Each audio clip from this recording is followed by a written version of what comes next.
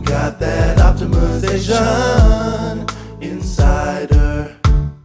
Welcome back to the Neo Summit live stream. I'm Tim Kachuriak, and I am joined by Gina Gallutia from Hillsdale College, and she has decided to flip the script and ask me questions. Excellent. And I don't know what questions you're going to ask me, so be gentle, be kind, okay?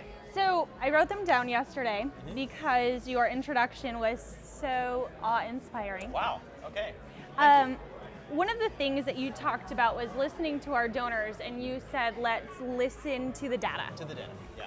I say data, you say data, but that's okay. Yeah, same thing. Let's call the whole thing off. Okay. So my question for you is, what about listening to the donors? Yeah.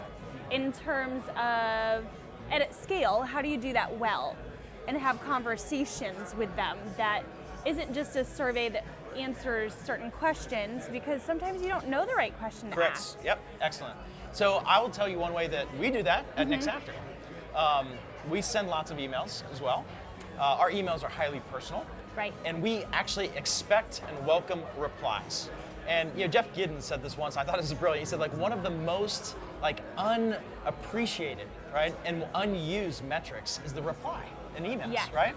And sometimes we're just we look at that as a burden. It's like, oh no, I don't want people to reply. In fact, some people have the do not reply to my email, which is the most unempathetic thing you can do. Right. It's I can talk to you, but you better shut up because I don't want to hear back from you, which is crazy. So one of the things that I do, we get tons of emails that come back, and I try to read and respond to every single one that I possibly can. Now, I don't get to respond to all of them. Sometimes Nathan will take some, sometimes other members of our team. But I can't tell you how incredibly valuable that is to me, right? As really the leader of this company, I have to be constantly saying, where do we go next? And by listening to what our people that are consuming our content are replying back to us, right. I'm able to get some of those tremendous insights. So that's a simple tactical thing that you can do, that everybody can do, is start to listen to read the replies. Right, and talk to them. Okay, that's helpful. So my second question, you were talking about how they don't want a marketing piece, right? They want something that is personal. And we're working right now on a new welcome series for our donors, so we can lay out, get to know Hillsdale College through the eyes of someone who's been affected by what we do. So people who've heard our radio campaigns and have drawn closer to the college, took the online courses, came to the grad school, want to be a principal at one of our charter schools, that kind of thing, and tell those stories. But I was planning to design it as a marketing piece. Okay. And yesterday you said, don't do that. Okay. Don't do that. But I was thinking about it, and if we give them a marketing piece and ask them to use their social capital and say, do you have a friend that you could share this with? Yeah. Right? We do say, you've been receiving Imprimis, do you want to give this to a friend? Right. And help them market with us. So again, they draw closer to us and become more of our community. Yeah. Okay, so, and this is an idea that just came from Carl's talk, which was just a little bit ago.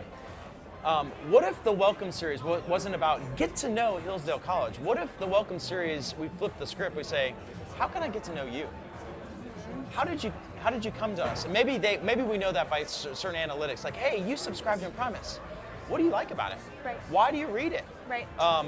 What are some questions we can actually use in our Welcome Series to try to get to know our donors, as opposed to having them try to get to know us? When you think about it, when you meet somebody for the first time, what do? You say, hey, let me tell you all the cool things about me. Let me read for you my resume. Let me show you all the cool trophies I have on my shelf of all the awesome things I've done and all the great humanitarian work. That's so, me-centric, right? And if I did that to you, you would get up and probably drop your microphone on the ground and walk away, right? Because that's annoying. And it's not the kind of conversation that you want to have. But when I say, hey, Gina, tell me about yourself. How did you get to Hillsdale College in the first place? Tell me about your journey. And what is it that keeps you working there today? And why is it that you're so passionate about reaching more people with this? Now all of a sudden it's not about you, it's about me, right? And now you've got me, right? You had me at hello. So would you say then that you ask them in terms of, tell me about you, how you came to Hillsdale, what would you be interested in? Well, maybe we know. How can we serve you? So maybe we would start by listening to the data, because we probably know how some of these people have come, right? If we bought ads or if we had them from emails or whatever, and it's like we know that their first interaction was on Imprimis and then they took an online course, right? Like we knew certain things about them. Say, hey, I noticed that you've subscribed to Primus for a while now, and you've taken several of our courses. Can I just ask you a couple questions? Because we're always just trying to understand the people that we're engaging with. Tell me what it is you like about our courses, and what it is that Imprimus gives you in terms of a reason to stick around. I mean, I don't know. I think there's an opportunity to flip the script. And we don't have to design the whole strategy now, but that's just one idea. No, I love that. And we do that to a certain extent, right? We've got our Imprimis reader surveys, and we ask them for referrals then. But no, that's really interesting. I'll have to think about that. What else you got? That's it. That's my question. It? Wow, that was easy, easy. Gina. That was very That was very kind. Well, one of the other questions I have is donor research, other than data. Yes. In terms of having someone who's professional ask those questions rather than what we think is a great question. Right. And it sounds pretty and it looks pretty. Someone who really knows how to ask in the right way. Yeah. Carl and I were just talking about this a little bit. And I said, our work, we almost have to become like scientists or even like private investigators, and part of the problem is sometimes primary research asks people's opinion, right? Hey, what do you think if we did this versus this? And people are like, I don't know, and they just make something up, right?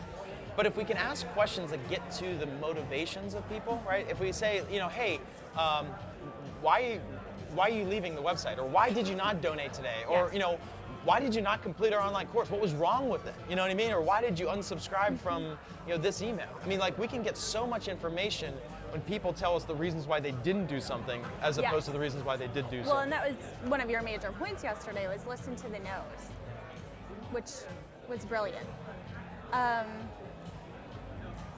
Because we have all kinds of people who are connected to the college and don't donate, and I would love to know why. Cool. Let's ask them. We'll find many ways to do that. Love it. Awesome. Well, thanks. Absolutely. Thank you, Gina. It's great talking to you. Thank you. Optimization inside it, baby. Ooh.